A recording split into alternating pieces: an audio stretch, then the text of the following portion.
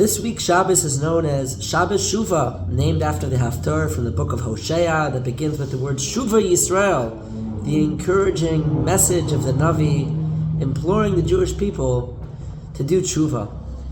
And in the Haftarah, we compare Baalei Tshuva, those who are going through the process of repenting and returning to Hashem, as being as follows.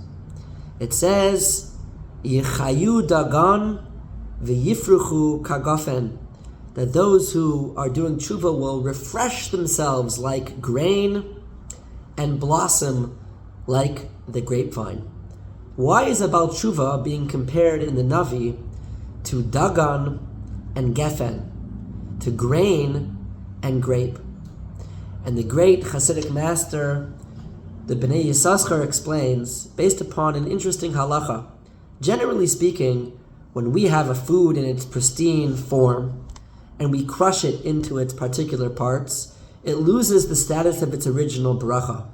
If I take an orange and I crush it into juice, it becomes, as we know, downgraded, as it were, to the general bracha of a shahakal. It loses the specific bracha of borei pri ha'etz.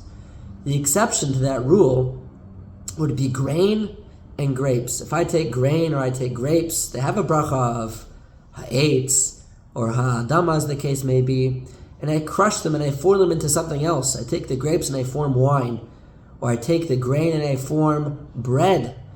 Ironically, there the bracha is upgraded. It becomes a borei pri hagafen or a hamotzi.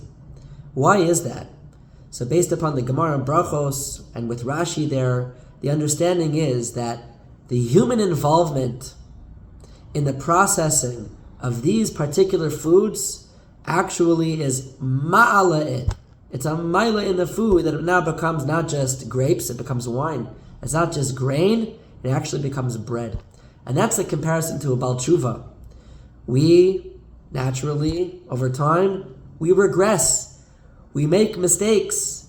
We become crushed, as it were. Our condition is not as pristine as it once was. But through the process of reconstituting ourselves, through the process of tshuva, of returning, of becoming closer to Hashem, we actually become better than we were before. We aren't just grapes, we aren't just grain. Now we're wine, and now we are bread. And the bracha is therefore elevated.